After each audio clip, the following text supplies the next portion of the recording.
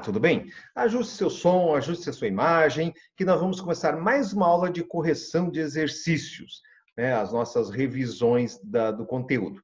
A gente trabalhou já a aula de conteúdo, então agora vamos para a revisão para a gente entender. Para isso, nós vamos dividir a tela aqui para a gente ter noção do que nós vamos trabalhar hoje, tá? Então, novamente, né, o capítulo 7, Espaço Rural e Urbano da Ásia, Europa e Oceania. Claro que o espaço urbano nós vamos trabalhar numa outra aula. Nessa semana agora é o espaço rural, beleza? Eu sou o professor JD, do Grupo Positivo, e nós vamos trabalhar então com a revisão. Vamos lá. No seu livro didático, lembrando, né, que você tem que ter em mãos material, porque é necessário, né, porque não dá para a gente fazer a revisão sem ter o material. Então, no livro de atividades, na página 4, o exercício 1. Analisem bem esse mapa aqui, tá? A escassez de água do mundo, ou melhor, no mundo. Então, eu vou ter aqui com essas cores mais escuras uma escassez alta, significa que tem pouca água, né? A água até em quantidade menor do que o necessário.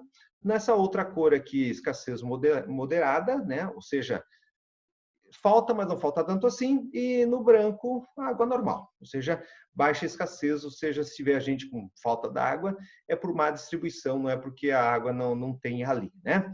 Então, vamos ter 3 níveis: alto, moderado e baixo. Muito bem. O que diz o exercício? Em relação ao que revela o planisfério, leia as questões, em seguida faça o que é solicitado. Letra A. Cite 4 diferentes regiões, ou se preferir, países, em que há elevada escassez de água potável proveniente de rios. Então, aqui eu tenho os países ou regiões, então eu poderia citar essa região aqui do sul da Ásia, a região do Oriente Médio, a região nordeste da África, a região sudeste dos Estados Unidos e norte do México, né? Ou se você quiser colocar nome de países. Então, aqui, por exemplo, foi colocado para nós, ó, oeste dos Andes, América do Sul, Peru, Chile e Peru, né, na região do Atacama, o sudoeste dos Estados Unidos e noroeste do México, países do Maghreb, lá na norte da África, né, Marrocos, Argélia, Tunísia, Líbia, na bacia do Nilo, né, o Sudão, o Etiópia, Egito, e na África Meridional, né, África do Sul e Zimbábue, no Oriente Médio, Arábia Saudita, Israel, Síria, Iraque, Irã, Afeganistão, entre outros, e na Ásia Central, Cazaquistão, Uzbequistão, Mongólia e uma parte da China e o sul da Índia. Então, essas são as regiões do mundo que têm escassez de água potável. Muito bem. Letra B. Que fator natural explica essa distribuição ou escassez de água no mundo? Por que nós vamos ter esse tipo de escassez? O que levou a ter esse tipo de escassez aqui? Bom, se você observar, todas as regiões aqui em que está pintado na cor mais escura, de alta escassez, elas têm em comum uma única coisa. Qual? São áreas de deserto. Então, aqui nós vamos ter o deserto do Texas, aqui o deserto do Atacama, né? Todas são regiões de desertos. Automaticamente, onde chove pouco, nós vamos ter rios intermitentes e, evidentemente, falta água, e escassez de água. Então, ou seja, qual é a razão, o fator natural, né? A maior parte dessas regiões estão em clima árido ou semiárido, ou seja, deserto ou semideserto. E algumas delas há grandes concentrações demográficas e atividades agrícolas. Às vezes tem pouca água, mas se tiver muita gente também falta água, tá? A atividade agrícola também, o pessoal usa muita água para irrigação, automaticamente falta água para o consumo humano, né? Então isso também deve ser considerado, beleza? Então, ainda no livro de atividades, na página 5, o exercício 2. Analise as imagens a seguir. Essas imagens representam quais modelos de agricultura? Justifique. Os modelos a gente viu na videoaula. Então, aqui nós vamos ter 2 imagens, esta e esta. O que eu observo aqui, vendo a imagem 1 assim rapidamente? Eu vejo que foi queimado. Se foi queimado, que tipo de agricultura é isso?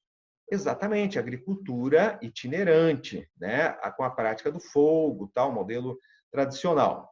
E onde é que se caracteriza isso? Né? Isso se caracteriza no clima tropical, geralmente onde tem florestas tropicais, são queimadas, e aí o solo é preparado para a prática agrícola com o uso do fogo. E a figura 2, ou seja, essa imagem 2, eu vejo ali alguns desníveis. Então, aí nós vamos ter um modelo aí que a gente chama de curva de nível, né? Ou agricultura de jardinagem, mas que está mais para curva de nível.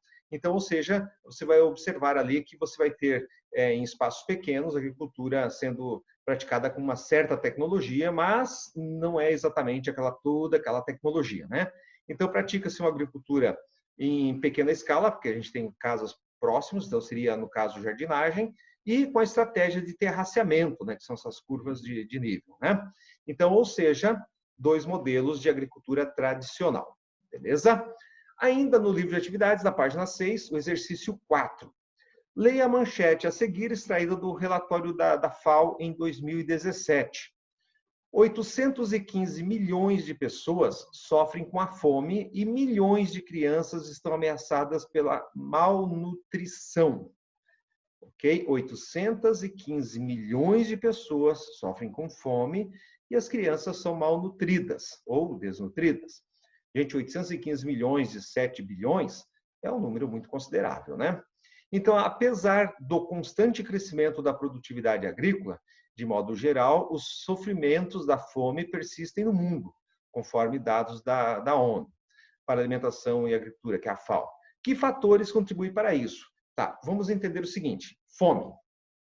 Fome não é assim, eu tô com uma fome, daqui meia hora tem almoço, mas já tô com uma fome e tal. Isso não é fome, isso é vontade de comer, tá?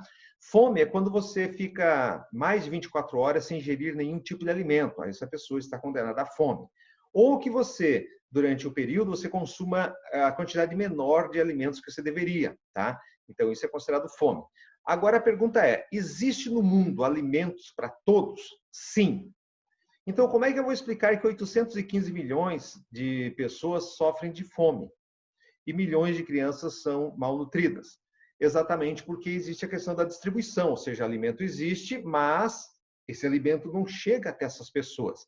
Então, os principais fatores que contribuem para a persistência da fome seria o aumento do preço dos alimentos, que é uma barreira, né? Barreira econômica, o alimento está lá, eu estou aqui, mas para eu ter o alimento eu preciso de dinheiro, eu não tenho dinheiro, então a barreira econômica.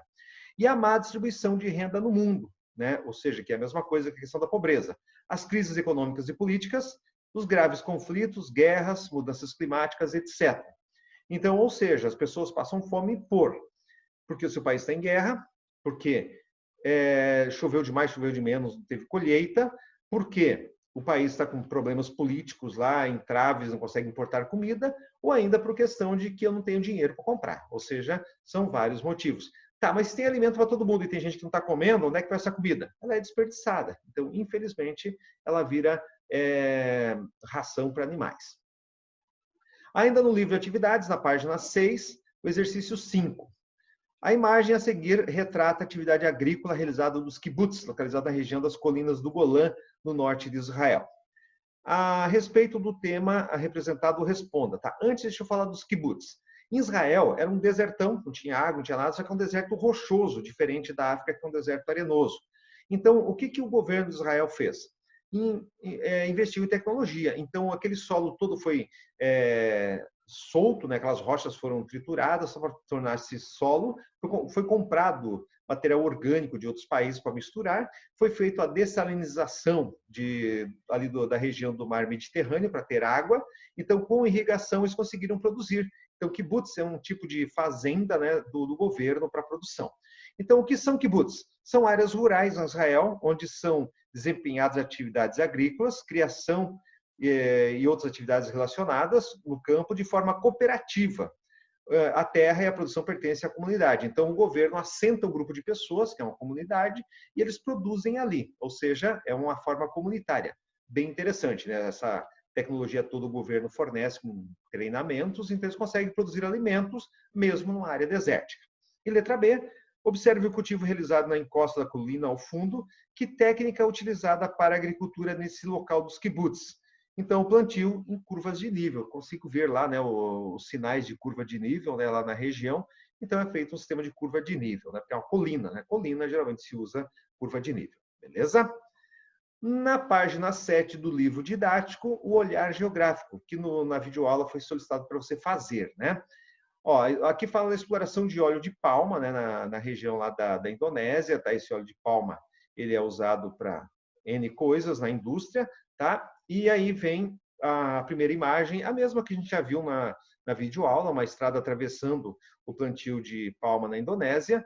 Então, de acordo com o texto e a seção Olhar Geográfico na página anterior, e as informações da imagem a seguir, quais são os principais problemas apontados pelos cientistas e ativistas ambientais em relação ao plantation, a forma usada aqui para a extração de óleo de palma. E aqui tem mais uma imagem de alguém colhendo, né, as folhas de palma, a trabalhadora na colheita do fruto, no qual se extrai o óleo, né, da palma, em Kedah, na Malásia. Então, o que acontece aqui de problemas? A gente vai ter aqui a exploração do mercado de trabalho infantil, a má remuneração, ou seja, baixos salários, condição de praticamente escravidão moderna, você trabalha por comida ou ganha muito pouco, né?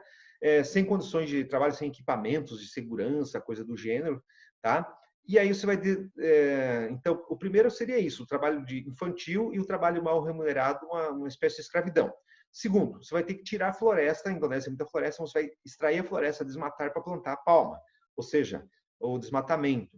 E aí vem a questão da queimada, tudo isso, né, que são problemas ambientais, e ainda você vai introduzir uma planta que não é típica da região, então você está mexendo toda a biota ali da região, né?